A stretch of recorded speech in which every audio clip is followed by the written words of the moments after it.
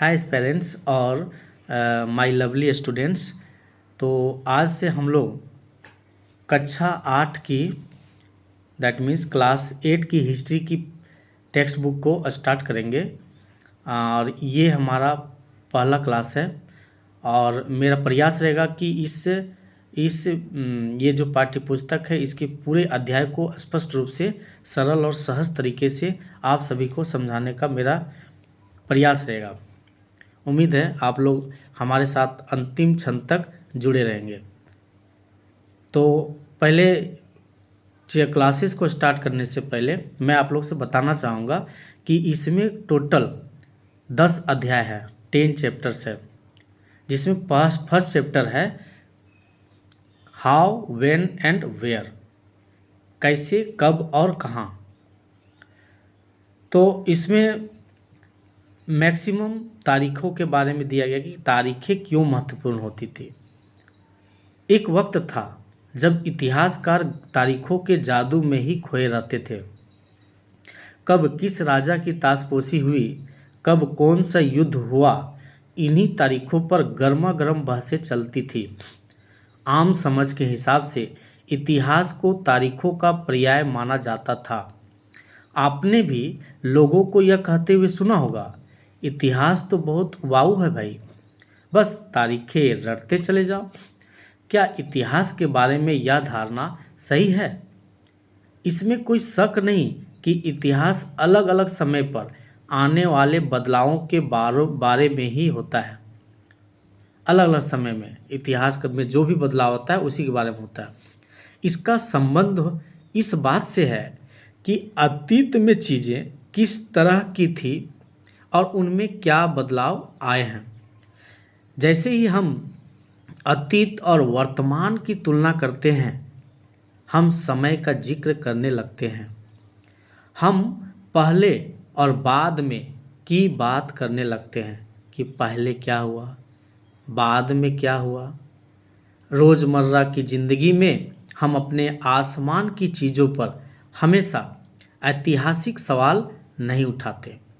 हम चीज़ों को स्वाभाविक मानकर चलते हैं, मानो जो कुछ हमें दिख रहा है वह हमेशा से ऐसा ही रहा हो।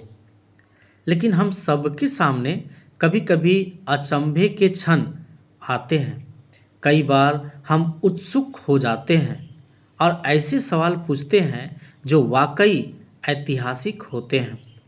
किसी व्यक्ति को सड़क किनारे चाय के घूंट भरते देखकर आप इस बात पर हैरान हो सकते हैं कि चाय या कॉफ़ी पीने का चलन कब से शुरू हुआ होगा। रेलगाड़ी की खिड़की से बाहर झांकते हुए आपके जहन में यह सवाल उठ सकता है कि रेलवे का निर्माण कब हुआ। रेलगाड़ी के आने से पहले लोग दूर दूर की यात्रा किस तरह कर पाते थे।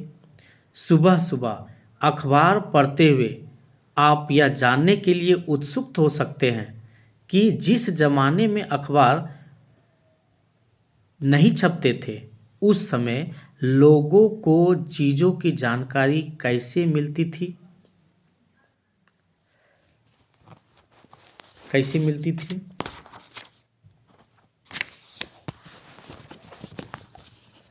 ये सारे ऐतिहासिक सवाल हमें समय के बारे में सोचने के लिए प्रेरित कर देते हैं। समय को हमेशा साल या महीनों के पैमाने पर ही नहीं देखा जा सकता। कई बार ऐसी प्रक्रियाओं के लिए कोई तारीख तय करना वाकई गलत होता है जो एक लंबे समय तक चलती रहती है। भारत में लोगों ने अचानक एक दिन सुबह सवेरे चाय पीना शुरू नहीं कर दिया था। इसका स्वाद धीरे धीरे ही उनकी जबान पर चढ़ा था। इस तरह की प्रक्रियाओं के लिए कोई स्पष्ट तिथि नहीं हो सकती। इसी तरह हम ब्रिटिश शासन की स्थापना के लिए भी कोई एक तिथि नहीं बता सकते। राष्ट्रीय आंदोलन किस दिन शुरू हुआ या अर्थव्यवस्था या समाज में किस दिन बदलाव आए, यह बताना भी संभव नहीं है। ये सारी चीज़ें एक लंबे समय में घटती है। ऐसे में हम सिर्फ एक अवधि की ही बात कर सकते हैं, एक लगभग सही अवधि के बारे में बता सकते हैं जब वे खास बदलाव दिखाई देने शुरू हुए होंगे।